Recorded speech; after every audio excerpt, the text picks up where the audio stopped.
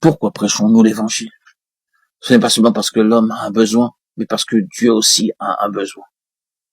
Nous ne devons pas en déduire que l'évangile de la grâce et que l'évangile du royaume sont deux évangiles distincts. Pas du tout. Il n'y a pas deux évangiles. C'est un seul et même évangile vu sous deux angles différents. Un, sous l'angle de l'homme, c'est l'évangile de la grâce.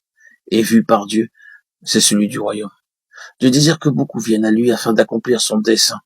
Notre travail doit être gouverné par sa vision et pas par celle des hommes. Dieu désire des hommes. Il veut que beaucoup le glorifient. En annonçant l'évangile, le but, c'est aussi que Dieu possède un peuple qui réponde à son besoin. Les enfants de Dieu ont donc besoin de vision, cette vision éternelle. Cette vision transformera nos œuvres, nos conceptions et même notre vie chrétienne. Dès que nous recevons cette vision, nous ne pouvons plus rester dans l'étroitesse de nos petites œuvres comme auparavant, ni nous accrocher à nos anciennes conceptions et à nos manières d'agir. Nous ne pouvons plus œuvrer pour des petits gains par-ci ou des petites pertes par-là, comme autrefois. Certains frères et sœurs ont pu entendre parler du dessein éternel et du plan de Dieu. Mais quand ils se sont retrouvés engagés dans la prédication de l'évangile ou dans un quelque autre ministère, leur propos a probablement pu être le suivant.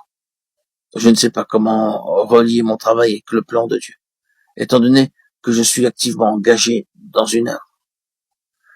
Je perds rapidement la vision du dessein éternel de Dieu dont j'ai entendu parler.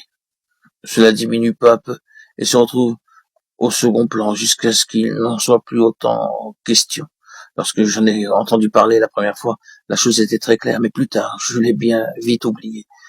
Je me permets d'affirmer au point où nous en sommes que ce que nous avons entendu, nous pouvons facilement l'oublier. Mais ce que nous avons vu s'oublie plus difficilement. Il est facile d'oublier la doctrine, mais moins facile d'oublier la vision. Ainsi donc, la question qui se pose est la suivante. Avez-vous vu? Les yeux de votre cœur ont-ils été ouverts par Dieu? Si vous avez sincèrement vu son appel et son héritage, son dessein et son plan, alors quelle que soit l'œuvre que vous assumez, qu'elle soit grande ou petite, elle sera tout naturellement liée à son plan. Lorsqu'une œuvre n'est pas liée à son plan, elle ne peut pas être considérée comme l'œuvre de Dieu. Nous avons besoin d'avoir nos yeux ouverts par le Seigneur afin de recevoir la vision. Ce sera alors une grande délivrance, car nous serons libérés de nous-mêmes et de notre horizon si étroit. Dorénavant, nous aurons le sentiment intérieur que notre plein repos ne sera assuré que lorsque cette œuvre éternelle sera terminée. Aussi longtemps que le plan éternel de Dieu ne sera pas accompli, nous ne serons pas entièrement satisfaits. Nos cœurs peuvent être chargés par ce fardeau et nos mains occupées. Ce n'est rien comparé au désir de Dieu d'avoir cela, même si ce qui nous est confié se limite à poser une petite pierre édifiée, cependant sur cette œuvre qui vient de l'éternité et qui est pour l'éternité. Frères et sœurs, bien-aimés, chers amis auditeurs, auditrices, demandons à Dieu de nous garder fidèles à cette vision, car combien il est facile de nous soustraire à cette vision. Très rapidement, notre œuvre peut se rétrécir, devenir plus petite que l'étendue de la vision. Il se peut que Dieu ne nous confie pas de grandes choses, mais il veut que les œuvres que nous accomplissions fassent partie de sa vaste entreprise.